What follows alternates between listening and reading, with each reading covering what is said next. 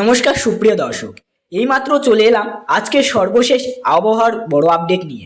সকাল থেকেই আকাশে ঘন কালো মেঘের আনাগোনা, আর এরই মধ্যে বড় সতর্কতা জারি করলো হাওয়া অফিস। আজ মঙ্গলবার দক্ষিণবঙ্গ জুড়ে জারি হয়েছে তীব্র কালবৈশাখী সতর্কতা। শুধু হালকা ঝড় নয়, 50 থেকে 60 কিমি বেগে দমকা হাওয়া বইতে পারে। বজ্রবিদ্যুৎ সহ ভারী থেকে অতি ভারী বৃষ্টি হতে পারে। একাধিক জেলায় পরিস্থিতি দ্রুত খারাপ হতে পারে। বিশেষ করে কলকাতা সহ আশপাশের এলাকায় সতর্কতা জারি রয়েছে। আবহাওয়া দপ্তর জানিয়েছে, পূর্ব বিহারের ওপর একটি শক্তিশালী ঘূর্ণাবর্ত তৈরি হয়েছে। এর প্রভাবে বঙ্গোপসাগর থেকে প্রচুর জলীয় বাষ্প ঢুকছে। ফলে দক্ষিণবঙ্গ জুড়ে তৈরি হয়েছে অস্থিতিশীল আবহাওয়া, যা রূপ নিতে পারে তীব্র কালবৈশাখীতে। আজ সবচেয়ে বেশি প্রভাব পড়বে উত্তর 24 পরগনা, পূর্ব ও পশ্চিম বর্ধমান, বীরভূম, মুর্শিদাবাদ ও নদিয়া। ঝড়ের বেগ থাকতে পারে 50 থেকে 60 কিমি প্রতি ঘন্টায়। বজ্রপাত ও বিদ্যুৎ চমকের আশঙ্কা প্রবল।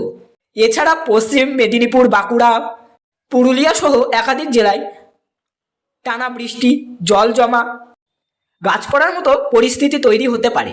এই আবহাওয়ার প্রভাব পড়েছে বাংলাদেশেও। ঢাকা, খুলনা, বরিশাল, চট্টগ্রাম, রাজশাহী ও সিলেট এই সব জেলাগুলিতে বজ্রবিদ্যুৎ সহ ভারী বৃষ্টি ও সঙ্গে দমকা ঝড়ো হওয়ার প্রবল আশঙ্কা রয়েছে। বিশেষ করে উপকূলীয় এলাকায় ঝড়ের তীব্রতা বেশি হতে পারে।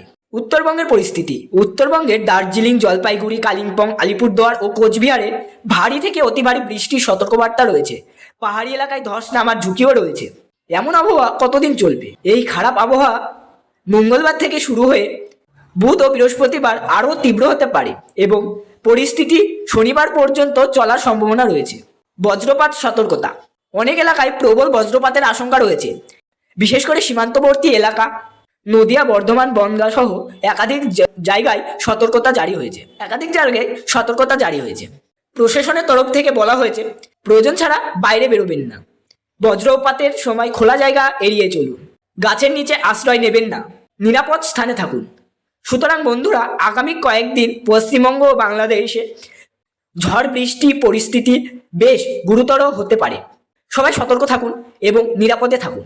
তো বন্ধুরা, এই ভিডিওটি যদি আপনাদের ভালো লেগে থাকে তাহলে অবশ্যই একটি লাইক করবেন, আর কমেন্টে লিখতে জানাতে ভুলবেন না যে আপনি আমাদের এই ভিডিওটি কোথা থেকে দেখছেন, আর আপনার জেলার আবহাওয়া কেমন রয়েছে সেটি অবশ্যই কমেন্ট বক্সে জানাবেন। তো ধন্যবাদ বন্ধুরা, আবার দেখা হবে পরবর্তী গুরুত্বপূর্ণ কোনো এক আপডেট নিয়ে।